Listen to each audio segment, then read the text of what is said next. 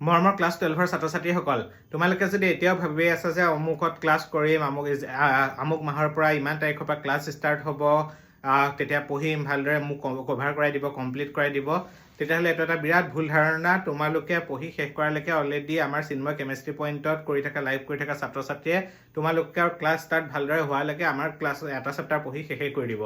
Already first চেপ্টাৰটোৰ আৰু 3-4টা ক্লাছৰ পিছত আমাৰ ফাৰ্ষ্ট চেপ্টাৰ শেষেই হৈ যাব, ছেকেণ্ড চেপ্টাৰ আৰম্ভ হ'ব। অলৰেডি ৰেকৰ্ডিং ভিডিঅ'টো আমাৰ এপ্লিকেশ্যনত আছেই।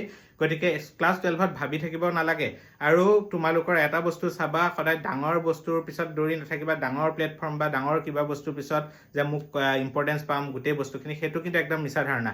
কম ষ্টুডেণ্ট থকা জেগাত সদায় পঢ়িবা ইম্পৰ্টেঞ্চ। যেনেকৈ আমি প্ৰতিজন ছাত্ৰ ছাত্ৰীক নামৰ সৈতে সোধোঁ যে আমুক বুজি পালানে, সত্যজিৎ বুজি পালানে, বা প্ৰতিজন ছাত্ৰ ছাত্ৰীক সোধোঁ যে বুজি পালানে, কিবা বুজি পোৱা নাই মোক সোধা।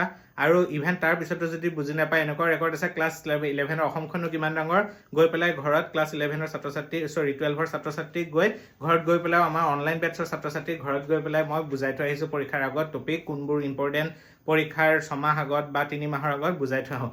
গতিকে তোমালোকে আমাৰ যিসকল ছাত্ৰ-ছাত্ৰীয়ে পঢ়ি আছেতো আছেই, তোমালোকে এতিয়াও ভাবি যদি আছা যে কেতিয়াৰ পৰা ষ্টাৰ্ট কৰিম, কৰা। তোমালোকৰ লগৰ ল'ৰা-ছোৱালী মোৰ তাত পঢ়া ফাৰ্ষ্ট চেপ্টাৰ আৰু কেইদিনমান পিছত 3-4টা ক্লাছৰ পিছত শেষেই হৈ যাব। গতিকে কি কৰিবা, আমাৰ এণ্ড্ৰইড এপ্লিকেশ্যনটো ডাউনলোড মাৰা, চিন্ময় কেমেষ্ট্ৰি পইণ্ট গোটেইখিনি আছে।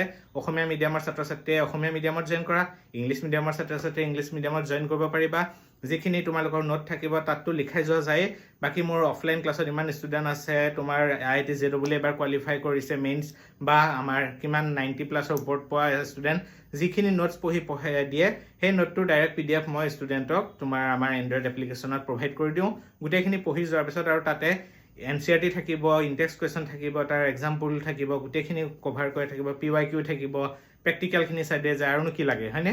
গতিকে তুমি ভাবালৈকে, তোমাৰ ষ্টাৰ্ট কৰালৈকে লগৰ ল'ৰা-ছোৱালীখিনি বহুত আগবাঢ়িতো গৈছে, কিন্তু তুমি যাতে বেছি পিছ পৰি নাথাকা, গতিকে আজিয়ে তোমালোকে জইন কৰি ল'ব পাৰা।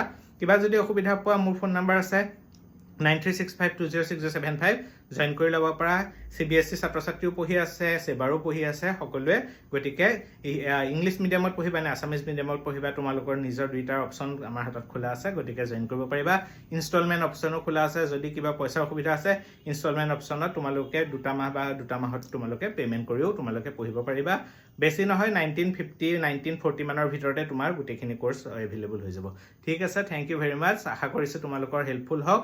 তোমালোকৰ ৰিজাল্ট অহাৰ দিনা গমেই পাবা যে অসমত কেনেকুৱা ধৰণৰ ৰিজাল্ট আমাৰ প্লেটফৰ্মত পঢ়ি যোৱা ছাত্ৰ-ছাত্ৰীৰ হয়। Thank you very much.